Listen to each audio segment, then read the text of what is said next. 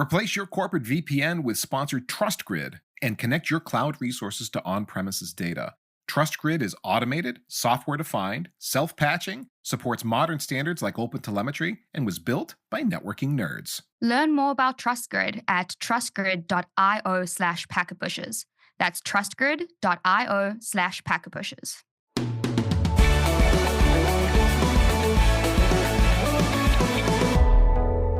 Welcome to N is for Networking, the podcast where we break down networking jargon, decode complex topics, and make the tech world a little less intimidating. I'm Holly Metlitsky, a younger generation networker navigating the ever-evolving industry. And joining me is Ethan Banks, who's been in the networking game for some years, from dial-up to fiber optics. Together, we bridge the gap between old-school fundamentals and modern innovations, making networking easier to understand for everyone. Whether you're just starting out as a seasoned pro, this podcast is here to help you stay connected. Today, we'll be discussing a question that has a lot of nuances surrounding it, so bear with us. The question is, why can a switch be a router, but a router can't be a switch? So I'm excited to dive into this, but before we dive into decoding this question, I think a good place to start would be to remind our listeners of the key differences between switches and routers. I'll give this a bash from my perspective, and then Ethan, you can add some more color if I skip anything. So let's start with switches. So I see this as typically a layer 2 device, so the data link layer, meaning that it deals with frames and MAC addresses. It's used to direct traffic within the same network and connects devices within a LAN. Then we move to routers, which typically are a layer 3 or network layer device that connect different networks, so LAN to WAN or LANs to other LANs, and they deal with packets, so connectivity to the internet, as well as default gateways, which we discussed, I think, in episode 8. So I know that our established network listeners are probably thinking, but this, but that, but we're getting there. So Ethan, anything that I've maybe missed here that from the basics without the nuances? So I think you got it exactly right. Within the letter of the law, so to speak, when we apply formal definitions based on OSI layers to what do we mean by a switch and what do we mean by a router? Yeah, exactly.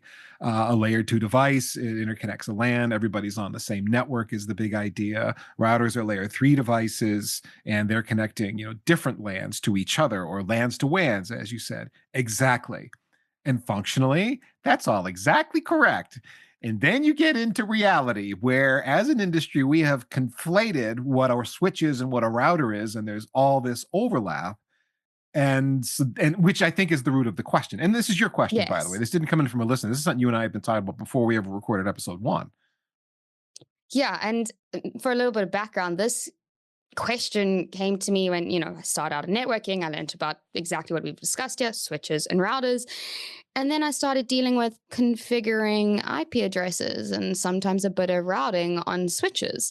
But switches are meant to be layer 2. So why am I now doing layer 3 on a switch?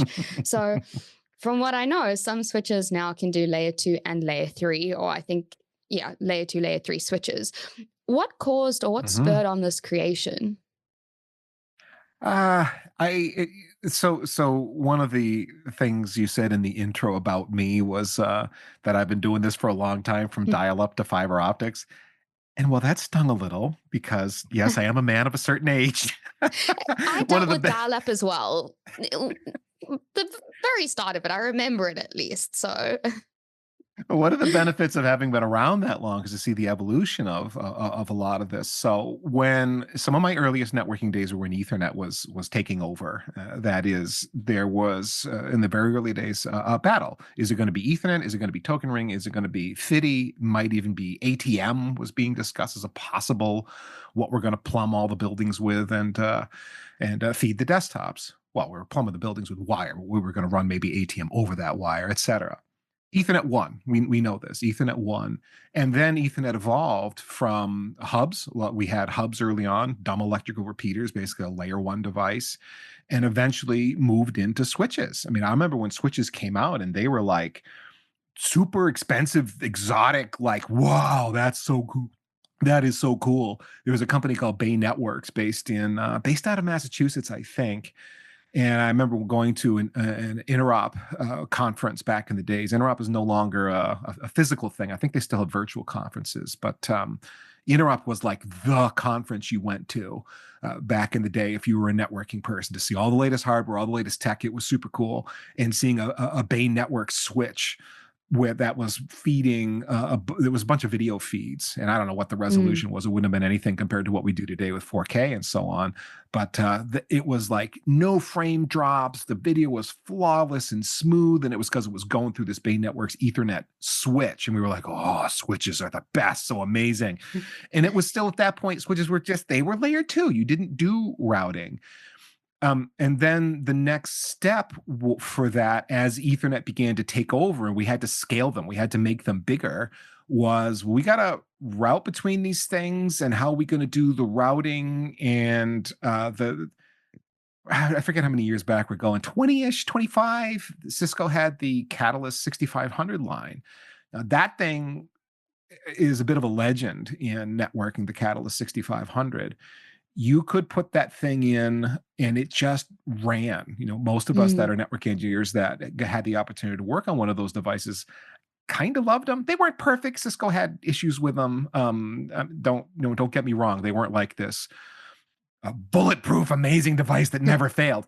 But it was a device you would build networks around. And 6500s in various sizes lived in the cores of a lot of our networks. So I'm getting to a point, I promise. I know this is a long story, but I'm getting there.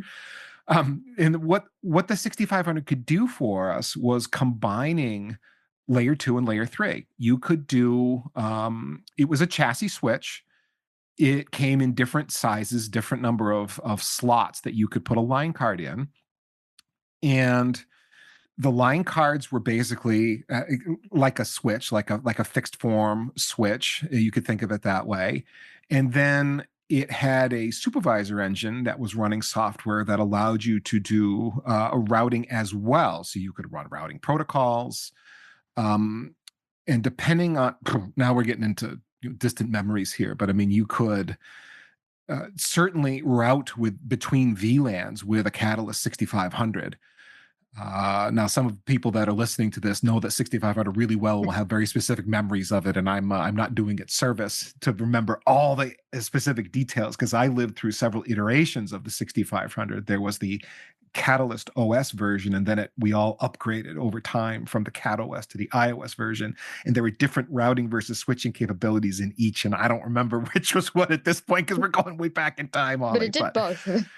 But it did both, and that was the Yeah. thing. And what that allowed us to build was a full Ethernet network based on switches, based on high density line cards where we could plug in 24, 48 ports of typically twisted pair with terminated with an RJ45, kind of like a wide telephone jack. If everybody knows what an Ethernet plug looks like these days, we probably all have them at our homes. You can buy a cable at Best Buy or any big box store and know what that is. And being able to route meant we could segment our VLANs.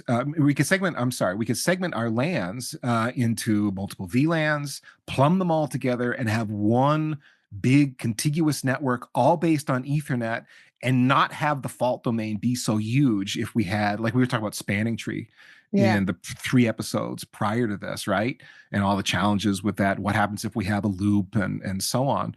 We could now segment off a part of the LAN so that if there was a loop, it didn't clobber the entire rest of the network, but still have it all based on Ethernet and so on. So, okay, a lot of rambling, a lot of reminiscing that I'm doing here. I'm sorry, old guy doing things. But we got to build a network topology with smaller layer 2 domains, a reduced blast radius, isolated segments, reduce the chance of a topology loop taking out the entire network. You lose part of the network and only affect, depending on how your network was laid out, maybe like a floor of a building instead of the whole building or the whole campus. Yeah. You could, and this was part of back in the day, Cisco's reference model for how you built a network was in layers. You'd have in the middle your core layer where all you plumb all of your other segments into the core. So it was at the middle. You'd have a distribution layer, another layer on top of that. That was usually made up of two switches plumbed into two core switches, let's say. So you'd have two core in the middle, a distribution, two core switches in the middle, in the center. That's really the word I want here, in the center. Above that, you'd have a distribution layer of switches that would be plumbed into those two core switches in the middle. Then on top of that, your access layer, where you'd plug all your hosts in and your servers and wireless access points and PCs and printers and everything at that access layer plumbed into the distribution layer. Well, it was really nice to be able to route at one of those layers and not have to send everything to the core if you needed to get from one VLAN to another. So, for example, if you could route at the distribution layer and maybe you had all your printers on a VLAN all to themselves. That was not an uncommon design. That was something that a lot of people did. This is my printer VLAN. So if I wanted to print something, I'd have to route from wherever I was in my Access VLAN to the printer VLAN. Well, what's the most efficient way to do that from a traffic perspective? If you could keep it all within the same switch, that might be good. If you needed to route through the distribution layer, that was okay, as long as you didn't have to send it all the way to the core. So there's another example of, it'd be kind of nice to be able to route at a switch because of how these different devices were physically plumbed in. As the modern evolution of this, Holly, you deal with a lot in your design work as you deal with your clients, but a leaf spine network in a data center, that can be fully layer 3. Every link is routed. There's no layer 2 effectively. Or the layer 2's been moved out to the EVPN layer, way up above on that layer. But you're still dealing with switches. But you're still dealing with switches. Okay, so long and rambling, and I apologize. But that's a lot of history about how we ended up with layer 2 and layer 3 switches. I don't know that was a great explanation. Do you have questions from what I said? Yeah, because I think there's a lot of thinking that comes with that. Like, okay, I've got a chassis. Instead of buying a whole new router to do some routing, I just insert a line card into the chassis that's already there. So I would assume that a line card is probably cheaper than an entire router, and it saves you a lot of space. So I don't know if that's another, it depends for sure. Because there are people that love chassis for exactly what you said. They can, you put a chassis in, it occupies a set amount of space in the rack, and you can mix and match line cards and then upgrade that chassis over time with faster line cards, assuming the chassis can support the speeds and so on. There are limits to that, but that is a model some people have followed. You have the downside of, the thing needs a monstrous amount of power, probably, all depending on what kind of interfaces are in the thing, and then it does take up a lot of space, physically. A chassis takes up more RUs in a rack units in a rack than a fixed config one, and they tend to be more expensive. And then, of course, you're kind of locked into the vendor. If you buy a Juniper chassis, you buy an Arista chassis, Cisco chassis, you're locked into that vendor. It's not like you can buy a line card from Cisco and shove it into a Juniper chassis. That ain't going to work. Not a thing. So pros and cons. Interesting. All right. Well, I guess then from that, if I've got layer 2 and layer 3 all in my switch, do I really need a router? I've got everything. In theory. Well, the answer is the switch that's doing layer 2 and layer 3 is also a router. So yes, you do need a router, but that switch is it. So you don't need a separate device to do routing. I think would be the way to put it. So can I? Oh wait, I see a furrowed brow. Questions? Well, yeah, kind of. I mean, yes, it's doing routing, but like, surely there is a use case where, there is, because we sell routers still. So there is a use case where it's not sufficient, or you need a dedicated router for a reason. What reason is that? Yeah. So, that's use case dependent, but. So I think what's happened over time is that we have Ethernet switches because Ethernet won, and we tend to need a high density number of ports in that Ethernet device because we're uplinking a lot of things. we're uplinking a lot of hosts, we're uplinking wireless access points, we're uplinking servers and printers and so on that need to get plugged in. Well, printers can be wireless too, but you know what I'm saying. We got to plug things in. You Yes. need a lot of port density for all the uplinks that are required. And as we've decided from earlier in our chat, it's just convenient for that device to also be able to route for a lot of network design, network engineering reasons. So when do I need something that would be, and so therefore, by that definition, it is also a router, that device Yeah. that we're calling a switch, quote unquote, that high density, lots of ports, moving Ethernet frames in and out of it is also a router. Because yes, you still have to have that routing function. It just all happens to be in the same device. When do I need a device that is what we would call, quote unquote, a router? That's the question, right? Yeah. So a purely layer 3 device. Well, purely layer 3 device. I mean, there's no such thing exactly as yeah. that. But the answer to that question is, well, what media are you forwarding across?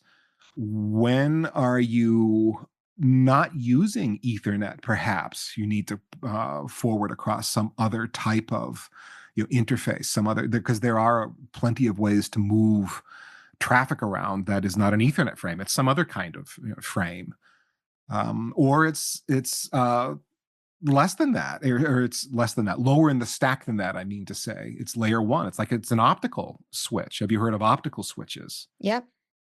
So in your world as Juniper, I would expect that you would have come across that, in that I don't imagine if you're working enterprise accounts, you sell many optical switches, but that's more of a telco function. But It depends.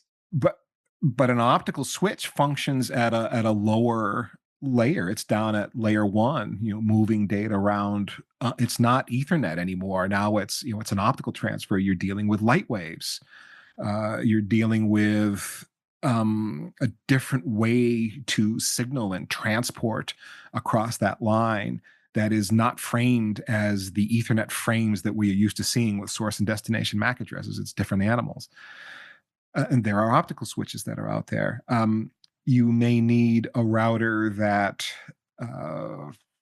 has doing a particular kind of function that a switch doesn't do. And this gets into, what does the chip inside this device do? Yeah. What is its capability? So now you got me wanting to look up a router spec here and see if I can come up with some more concrete examples. Well, I guess if you're looking at, like, for example, like my immediate thinking would be like Juniper's PTX. Like, it's got a very specific function. That's the page I just pulled up. Yeah. Oh, that's funny. Like, you want to push packets really, really fast. And a device that is not made to do that isn't going to have that level of capability. It's not going to have the right chip to push packets at the speed you want. I mean, if you, I don't know, using that maybe in like a financial network where, it's a trading floor or something like that, maybe that's the device for you. But if you have a L2, L3 switch that's not created to do a specific function, it's going to be good enough, but it might not be great for a specific purpose. And that's where I would think, okay, well, I want this specific device because I've got a very specific requirement and it is built to do exactly that. We're taking a break for a quick sponsor message from TrustGrid, a zero-trust connectivity provider that gets you from anywhere and to anywhere. Let's dig into this. TrustGrid provides a network as a service for apps that need to securely access remote data. So maybe you're a SaaS provider that connects to a customer's network to interact with their database, or you provide a healthcare app that medical organizations need compliant access to. Or you're a fintech servicing banks and credit unions. You get the idea. Lots of encrypted, authenticated connections to lots of sites. That's the burden TrustGrid handles for you. You move the responsibility of deploying, maintaining, and supporting these networks to the TrustGrid team. And yeah, they know what they're doing. TrustGrid was built by network engineers so that you can retire the firewalls and routers you've deployed to remote customer sites, so that you never again have to get on the call with somebody to stand up an IPsec tunnel from your gear to theirs. If you're a networking or DevOps engineer, TrustGrid built this platform for you. TrustGrid is designed for applications running in AWS, Azure, Google Cloud, and private clouds. You can replace your enterprise VPN that connects cloud apps to on-prem data sources. TrustGrid tunnels are configured automatically, and that configuration is backed up automatically. TrustGrid nodes are patched programmatically. Plus, TrustGrid is keeping up with modern monitoring, supporting new standards like OpenTelemetry, as well as traditional SNMP v3 and flow records. Intrigued? Visit trustgrid.io/packetpushers to create up to 10 free network connections. That's trustgrid.io/packetpushers and try out the free tier. And now, back to today's episode. And the thing that makes it built to do exactly that, again, is that ASIC inside, the chip inside. Coded into that chip, that silicon at a hardware layer, at the hardware layer, is the ability to manipulate packets and frames in particular ways. It could do things like push and pop an MPLS tag, impose that tag onto, or that label, depending on what background you're coming from, onto that packet as it moves through the device. Or it is going to be a VTEP, a VXLAN tunnel endpoint, and you need to encapsulate the Ethernet frame into the VXLAN packet. And well, how does it do that fast? How does it do that, at line rate, which is a big thing in network design? Can the switch function at full line rate for all the ports that I've got on this thing?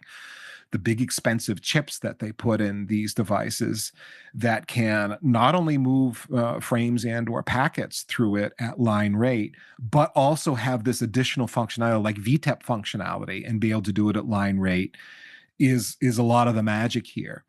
When you get into a lot of the specifics of what is happening to a packet and or frame as it moves through a device, that has to do with protocol functionality, segment routing, let's say like SRv6 or SRMPLS, where there's a stack of labels, there's a stack of V6, I forget what they call them. They're not labels at that point, but you've got instructions effectively on how to send that packet to the next hop. And the device, as that packet moves through the network, each device along the way needs to make some kind of a change, do a read and, remove a label or add something to it and be able to do it in the chip. That allows you to be able to do that protocol's unique and special function and have that frame continue down the line unimpeded by the fact that it was manipulated along the way. You got to have a chip to do that. You got to have an ASIC to do that. And application-specific integrated circuit, I believe, is what ASIC stands for. That tends to make a router in that you've got a chip in there that's super fancy. Now, again, you work for Juniper. They pride themselves on, and rightly so, on their silicon. They have had some of the most innovative silicon there's been over the years. They make a big deal out of the kinds of silicon that they make and manufacture and put it into their networking devices. A lot of manufacturers do this. Cisco is another one. They've made a lot of their own silicon over the years that do very specific and fancy things. As I look at, going back to our example of the Juniper PTX, the PTX has got Juniper Express family ASICs inside. And this device will handle 400 gig and 800 gig interfaces. It can deal with things, as far as I know, at line rate, and it's got features like inline MACsec. Well, what's MACsec? I mean, you're doing frame, device-to-device encryption at the frame level, if I remember what MACsec is. Yeah. And a bunch of other fancy features and functions you can do there. If you look at this thing and you look at the port density, it's a switch. You look at the functionality, the rich functions that it has, and they're like, it's really a router though, because look at all the cool stuff you can do with this thing that a lot of companies don't need.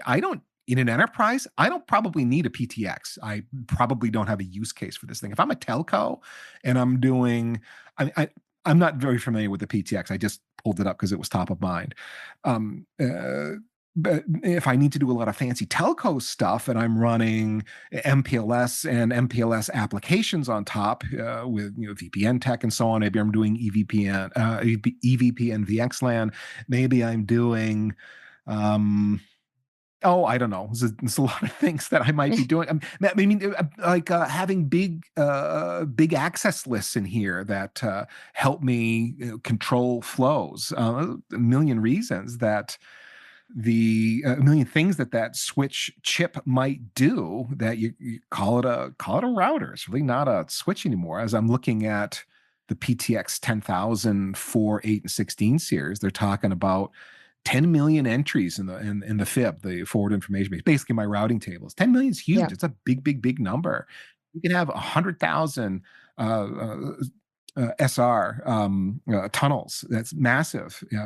SRv6 segment routing, SR segment routing, BIER, not something you drink, but BIER is it deals with multicast technology, hierarchical QoS. Again, all stuff that in a data center, you probably don't need most of this. You might need some of this, but you don't need most of this, all depending on your implementation. Telco, because of services that you're providing for your customers and needing to be able to offer different levels of service and have a bunch of different users on it with different requirements, have all those requirements met, you need a chip that can do all this crazy stuff. Oh, and by the way, again, we're forwarding at 400 gig, 800 gig per interface. A chip that can do all that is a beast. It's absolutely crazy. And we're conflating router and switch, right? On some level, because can this thing switch? Of course it can. Of course it can do layer 2 switching between VLANs at the most fundamental and basic level. Absolutely. Yeah. But is it more of a routing device? Is that more what its intended purpose is? Yeah. I mean, and with all of this rich and crazy functionality you baked into this chip for a very specific customer that needs this thing, cloud providers and ISPs and so on. Yeah. I mean, I guess this takes me back. My original question was, why can a switch be a router, but a router can't be a switch? But like when we're discussing this, I'm like, well, maybe everything's just a switch. Like fundamentally, like you can get, because a switch doesn't have to do layer 3. But do you get routers that don't do layer 2? Like, yeah, you can. Okay. And some of that's, but I think some of that might be historical. Certainly. So back when I spent a lot of my time building wide area networks, these were very different devices. A router was a router and a switch was a switch. And it was novel to have a router that could do switching. So I spent a lot of time with Cisco gear, and Cisco has made for their branch routers, let's say the 2600 series. That's a 25-year-old routing device. You can still find them on eBay for like $100. They're fun. Well, I think the 2600s, maybe it was the 27 or 2800s before this feature came along, but these were modular switches. And one of the modules that was available I said switches, modular routers. And one of the modules that you could pop into this router was a switching module. So the use case was, hey, this is going into a small branch with not that many people, and I want one device that's going to connect this office to the rest of the network. Cisco, whatever it was, let's say, I don't remember if the 2600 could do this. It's probably a 2800. The 2800, and I'm going to get it with a switching module, like a 16-port switching module built into this thing. What would that give me? Well, it would mean I could plumb up everybody's desks and printers, because there's only like 10 people in the office, into this module. And then the routing function of this router would connect me to, probably it was a T1 or a fractional T1 line or something way back in the day. And there it was, all in one. Did that switch module make that router a switch? Well, what was really going on was that module was like this self-contained switch that would then, if traffic that was flowing into that switch module needed to go out to the wide area network, it would then pass it through into the router and it would get routed. If it was internal, the traffic never left that switch module, it just stayed right in there. So it was sort of like a switch that got plugged into the backplane and it could pass traffic through. just kind of like how the 65s worked on some level, too, all depending on, the nature of them, and what era we're talking about, which soup engine it was, which line card it was. There's a lot of, asterisks there, but that was, yeah. Okay. Speaking of the 6500s, I'll throw another crazy one at you.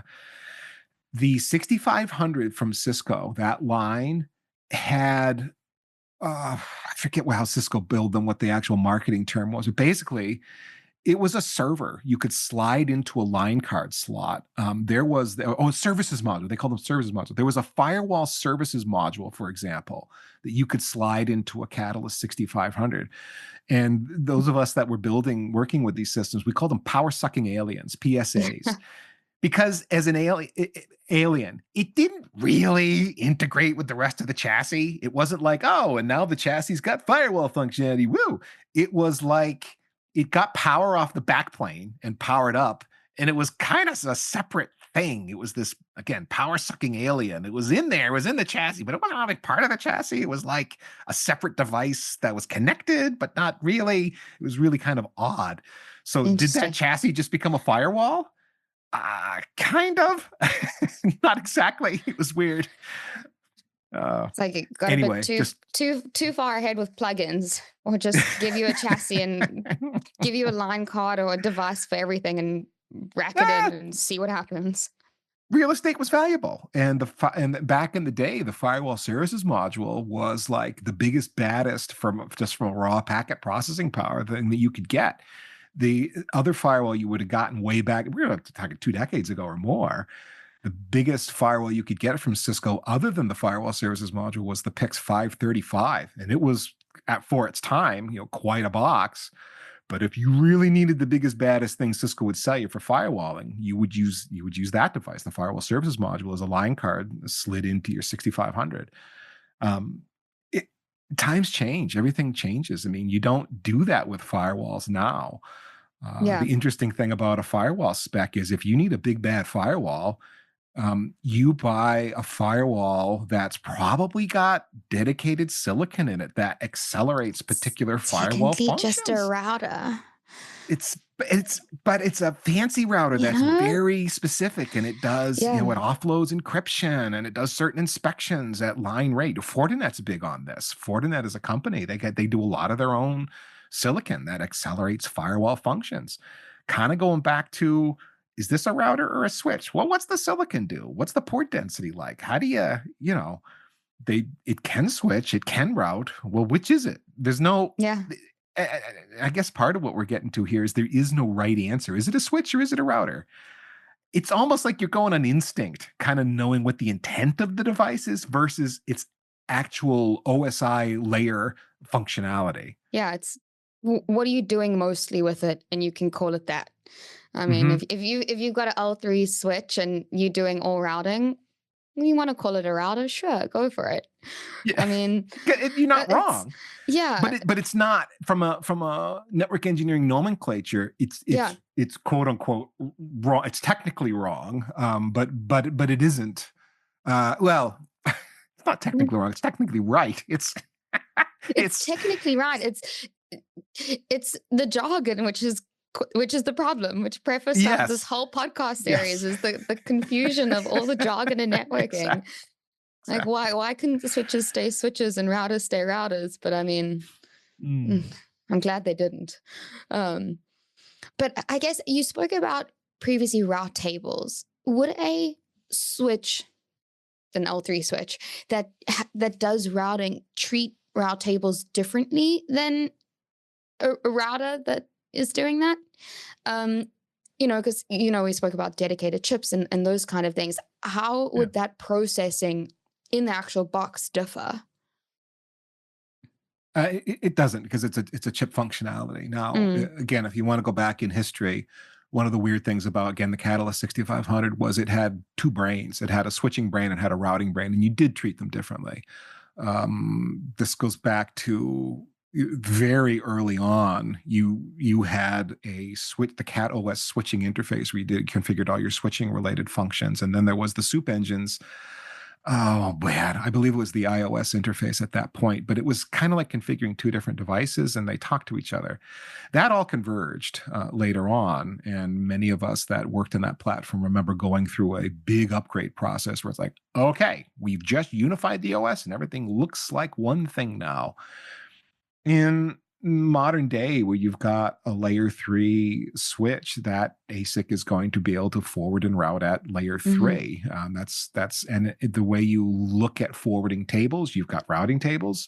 Well, you'll also have bridging tables, and it kind of ends up depending on what you're forwarding and what you're thinking about as you interact with the device as you look at the tables that are in there. Switches have bridging tables. Switches have their forwarding tables at the MAC address layer, where you can determine if you look at the bridging tables, this destination MAC address lives off of this port, and you can look at those tables and see exactly how the switch is going to forward those frames. If the frame needs to go from one VLAN to another, I have to route it, and you do Yeah. a show IP route in Cisco parlance, and you look at the routing table, you're looking at a different forwarding table that will have that will tell you where your next hop is. And then if you look at the forwarding table, you can actually tell from a routing perspective what interface that packet will flow out of as well, which will correspond to the bridging table as well. Because ultimately, you're going to take that Yeah. packet, put it in an Ethernet frame, and forward it. So there's multiple layers there. But it's all one interface. It's all the chip can do all of those things. The chip can do all of those things. Again, history. Some of this stuff would have happened in software. In the modern world, Yeah. the ASIC's going to do all of those things. Okay. Yeah, I think that was the question, which I think you answered there was, the difference between software and I always put all these hardware, and asterisks it's and caveats. I'm sorry. well, that's that. I did preface the episode with a lot of nuances, so here we are. Um, uh, my next question, these are all just flying into my brain as we're going through this conversation, but can I have a L2, L3 switch and do no layer 2 stuff? And do no layer two stuff. Yeah. Probably. Boy, I hadn't thought about this. Let me think. So some switches, Ethernet switches, I know that you can put them in a pure layer three mode. That is, Okay. this switch port is not a part of a VLAN. It's not participating in spanning tree. It is truly a standalone and to be thought of as a routed port. That's a mode that you can put it in. And in that case, could you do that with all the ports on the device? I don't see why not. I can't say I've ever done that, but as I think about, modern use cases, yeah, why wouldn't you be able to do that? Of course you could do that. Yeah. So I could have a switch, create a defined port, an L3 port, and make that my default gateway on the switch. You would have to have it plugged into, you'd Yes. need it to be reachable. Yeah. That is, right? So there nuance again. If you go with that approach, so let's back out. How would you normally do it on a switch? Well, normally on a switch, you would have a bunch of ports in a VLAN, and then you'd have basically a software interface, some kind of a VLAN interface that's got an IP address on it, and that becomes your default gateway.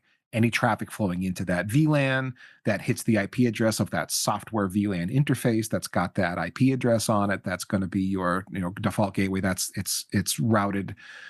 It's reached internally by the switch. It handles that. So what happens if you have a routed port? Well, you just took it out of the VLAN now, and you've made it a pure layer 3 port. So how am I going to reach it? How am I going to get Yeah. to it? If you see what I'm saying, see the distinction I'm Yes. making. You got to have everybody plugged into some switch somewhere. It's behaving like a traditional router in that case. I won't do that. I think that's my Well, go lab it conclusion. up and see what happens. Yeah. Because That I I think there may could, be yeah. a bit of it depends here, because there always I have is. no doubt. I have no doubt. Trying to think if there's anything else that I have flying around my head. I guess, I mean, coming back to that, why would I buy a switch if I'm just going to do layer three? But so can I, again, I think this is going to be a it depends question, but if I have an L2, L3 switch, can I configure all my routing protocols, OSPF, BGP, maybe ISIS if I really wanted to? Maybe. Depends on the device. So I'm sorry, it depends. Always the Yeah. standard networking answer to any question. So when you get into routing features like OSPF or BGP or a ton of other ones, a ton of other things that we kind of think of as layer three functions, it will depend on what the ASIC can do. In part, it will depend on what the software can do. In part, to see which features and functions are there. On lower end switches that are layer three capable switches, that is, it's a switch that can route. You may or may not get OSPF or BGP. For example, my home network is built on Ubiquiti. That's the product set that I'm using. It's great, easy, reasonably priced, and performs well and pretty stable. So I've been happy with Ubiquiti in my house. The switch I have in my rack does, yes, I have a rack in my basement. I'm that guy. We're all so surprised. Sorry. There is a layer three switch from Ubiquiti down there. Does it do OSPF and BGP? It does not. It does static routing. That is it. I do not have the ability to turn on OSPF or BGP. That's just not there. Is it a layer three switch? Yes. But I have to program the forwarding table basically with static routes. I can't I can't leverage a dynamic routing protocol like OSPF or BGP in that case. Now, do I need OSPF or BGP for my single switch network in my house? No, I don't. So I don't miss it. But the point I'm really making is you can't assume that just because it's a layer three switch that it has all the routing protocols and things that you might be looking for or that you had to learn in a certification, let's say. Cheaper switches probably don't have those functions, not going to have that software at all, and may not have a chip that can do things like fancy QoS or other features like that. It could also be a licensing thing. So there's a lot of, they'll sell you a switch that can do it all, but you got to pay for the license to get all the features, or you'll end up with a routing protocol that doesn't do all the things the routing protocol is capable of if you were to follow all the RFC standards. It only does a subset of them. Oh, you need this extra OSPF or BGP feature?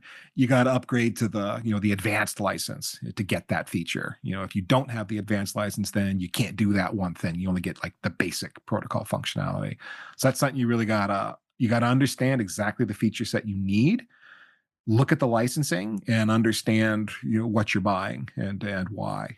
You may not need the advanced or plus or whatever it is license that they call it, or you might. Yeah.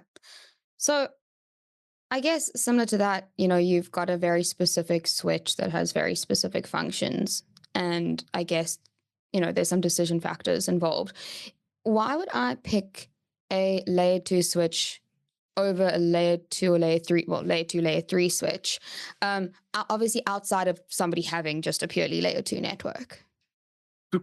Okay, so you mean layer 2 switch like it is purely layer 2. It cannot. Layer 2, I'm deciding to build my network with L2 switches and routers instead of just doing an L2, L3 switch. Some separate device that maybe that's separate. So topology like that could be like a 2-layer network. You've got a core and you've got some access switches that are out in the closet, let's say, in an enterprise, and they're only layer 3. Cost, I think, would maybe be the biggest one because that switch that's all it does not route. It's purely layer 2.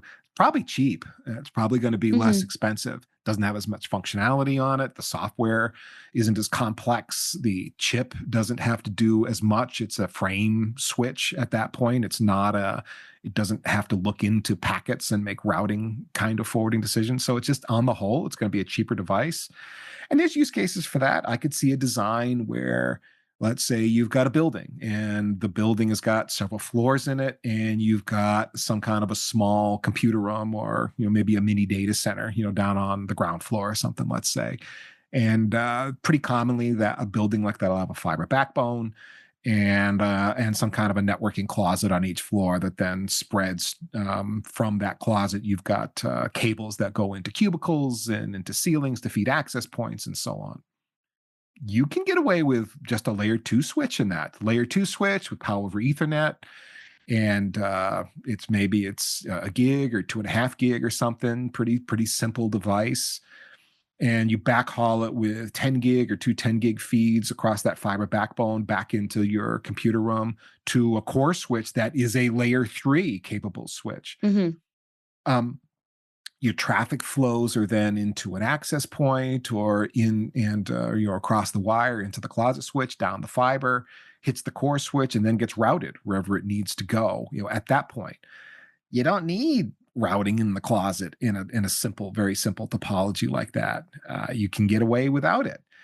Now, depending on, that truly is. It's also limiting if you do that, because maybe you can't do a certain kind of security paradigm you might want to do. Maybe you're doing zero trust and you're running filtering between every endpoint and every other endpoint on your network. And you want to do that filtering at layer 3. Depending, which you don't have to. There's a lot of, you can do filtering at layer 2. Layer 2 access lists are a thing. Port access lists are a thing. That's possible to do that, but maybe you have to have layer 3 functionality to do the security paradigm that you're trying to do. There's probably a software layer on top that's managing that's going to necessitate that you have a layer 3 switch in the closet, let's say. But for a really simple network, you can maybe get away with layer 2 and save some money. Yeah. I was going to wrap this up, but now I've got another question. So we're seeing a lot of, like software management platforms, and there's a big push to do kind of zero touch provisioning with a lot of devices. Yeah. Yeah. But if I had a purely layer 2 device, mm-hmm. in my mind, I can't really ZTP that device because it needs to get out to the internet in order to connect to the cloud. Unless you bring up the routers first and then the routers have access, and then you plugging in the switch to the router, which is then giving you internet access. Well, the layer 2 switch may well have a management interface on it that can route. In other words, it's going to have like a little mini operating system on there. Now, so maybe you can't route like all the ports and so on it, but could it still do ZTP if you've cabled up its management port to probably to your OOB, your out of band network that's got the ZTP provisioning server sitting on it? Now you mentioned internet, and yes, some ZTP where you bring the device up on the wire, it's got to phone home, right? It's got to go all the way out to the internet, to the cloud somewhere to contact the mothership and then download however it's supposed to be provisioned. There'll be some kind of a management engine on that device that can do that sort of thing. Now, I am making things up on some level in that I can't actually think of a device off the top of my head that would do that, but logically that is how that would work. Most modern network devices, if aimed at the enterprise anyway, not home, but certainly aimed at the enterprise, are going to have a dedicated management port that's its own separate thing, and it can come up on the wire and throw a DHCP pulse out there. And as long as there's some network infrastructure to support it, it'll get an IP address, it'll be able to phone home, it'll be able to contact the mothership, and ZTP can go ahead and do its process and provision the thing for you. And then continue with its L2 functionality. And then continue with its L2 functionality, yeah. Okay, so general consensus, switches can route, routers can switch. Call it what you want. Yes, call it what you want. Honestly, there's no right answer, and we've definitely gone away from OSI model strict L2, L3 definitions when we start talking about switches and routers. Yeah. Which is funny because that's the first thing you learn, like L2 switch, L3 router, and now it's the deeper you get, the more blurred all the lines become. So, It was which lies, Holly. It was all lies. I'm learning very fast. Yeah, I think that's all the questions. No more to come from my side. Anything else that you want to add to wrap up? Hopefully haven't confused our listeners. I apologize. It's just a question that's been flying around my head ever since I started doing L3 on switches. So good to chat about it. I there are many things that we could get into, I'm like sure. we could build on the concept of a router as a gateway, and other things that a router used to do that made it distinct as a router were things like, wow, it was a device that did multiple protocols and connected to multiple kinds of media. It was a device that connected to SNA networks and Ethernet networks and token ring networks, and all these interfaces came in, and that's what made it a router, because it could talk to all these different media types and translate between them and so on. None of that matters anymore. It's like there's very pretty rare you see any of that stuff. So there's history, but then there's also, I don't know what history is relevant anymore. So I'll shut up. Well, then I'm going to wrap that up because I know we can talk about this forever and ever and go into all the nuances. And I think we've touched enough for today. So thank you for spending this time with us today. If you enjoyed the show, pass it along to a friend or a colleague who might find it useful. The more, the merrier. Got a burning networking question or a topic you'd love us to cover? Let us know at packetpushers.net/follow-up. We always appreciate your ideas and feedback. And if you want to keep the conversation going, as we do, you can connect with myself or Ethan or both of us on LinkedIn, or join the Packet Pushers community Slack. It's free and it's easy to find at packetpushers.net/community. Looking for even more networking insights? Packet Pushers has tons of free resources, from podcasts to newsletters, YouTube content, and plenty more to help you sharpen your skills. No signups, no pay, just really great content to expand your knowledge.